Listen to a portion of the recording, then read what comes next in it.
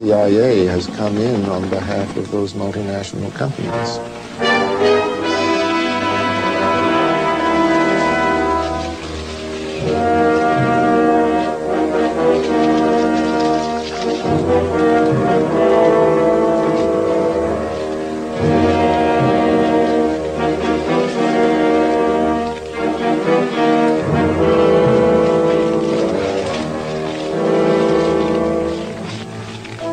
You start a huge covert war that you intend is going to be secret.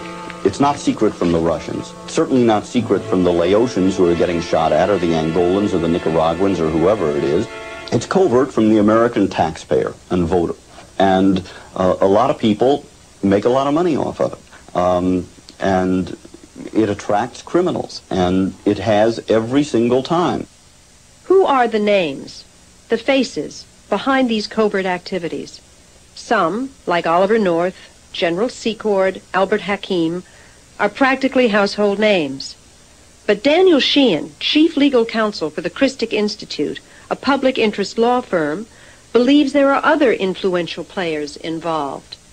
There exists, in operation now, a secret team of some 24 men, former Central Intelligence Agency covert operatives, former U.S. Pentagon arms suppliers, who have joined together in a private enterprise outside of the control of the American government, either the Congress or the President, who are mounting their personal wars around the world.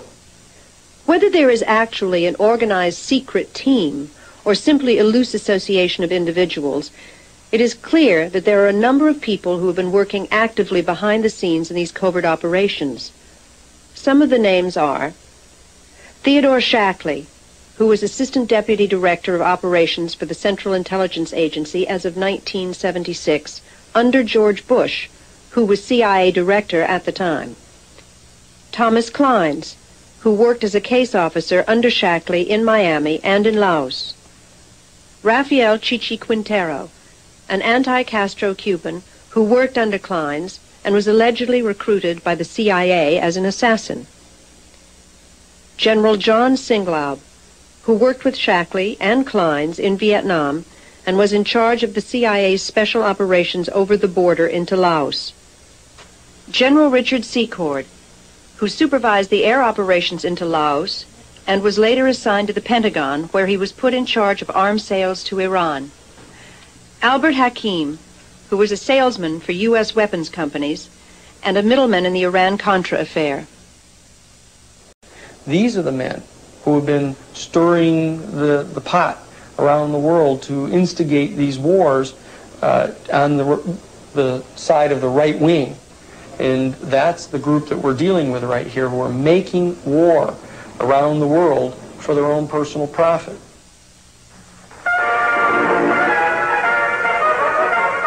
Cuban revolutionary troops such as these have invaded Castro's leftist island fortress, reportedly rallied by a mysterious coded radio message. Alert, alert. From the sea and by... It was after the failed invasion of Cuba at the Bay of Pigs in 1961 that Theodore Shackley, as CIA station chief in Miami, and his assistant Thomas Clines, began working with Rafael Quintero and other right-wing Cubans to overthrow the Castro government.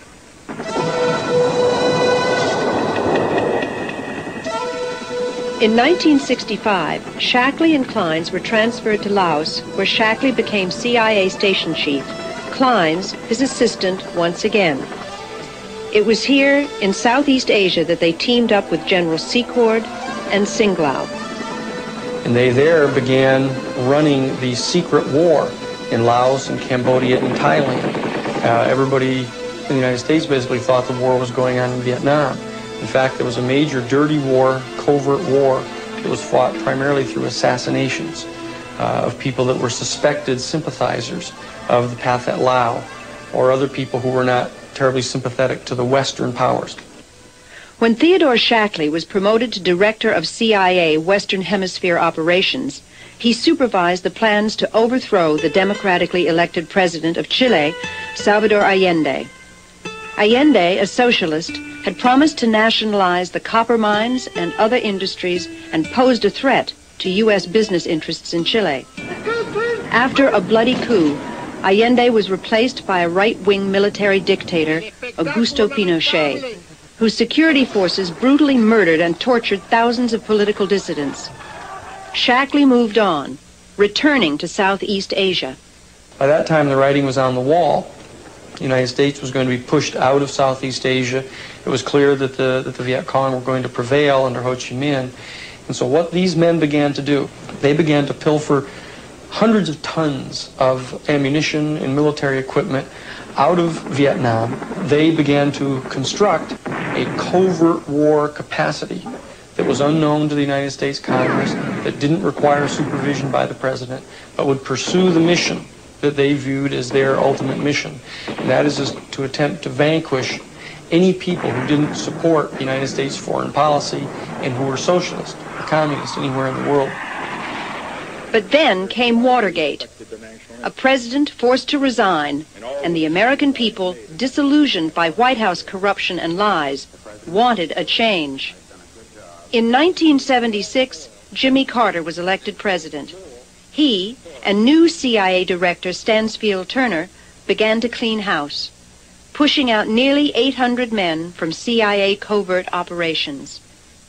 When all these covert operators were fired in the 1970s, they didn't just start opening restaurants or working in bookstores. They were people who were very skilled in covert manipulation of political process, and they essentially ganged up to find and then elect a candidate who would put them back in the covert operations business. And Reagan and Bush were only too eager to be that kind of candidate.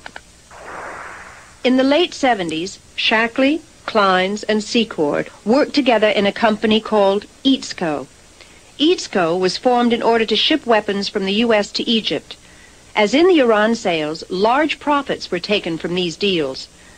The man who provided the financing for U.S.Co was Edwin Wilson. Shackley and Kleins and Quintero, who used to visit my farm out there in Virginia, saw that, I guess I was prosperous, and if I could do it, obviously they could do it, and they figured they would like, as soon as they left the government, to get involved in business with me.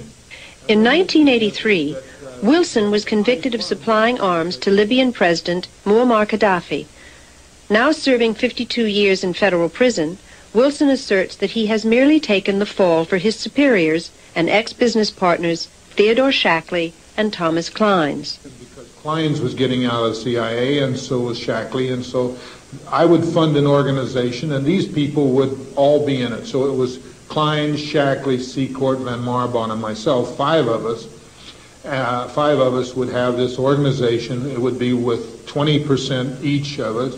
I would fund it for $500,000. Now, what's important about this U.S.Co company is that it's a kind of precedent in the Ed Wilson style for the Hakim Secord enterprise in the Iran-Contra affair. You have a government-arranged sale of arms, and people with connections to the government get to move the arms. They rip off the government for a very hefty profit or surplus. It was done in the case of U.S.Co by Kleins and company, and it was done in the Iran-Contra affair by Secord and Hakim.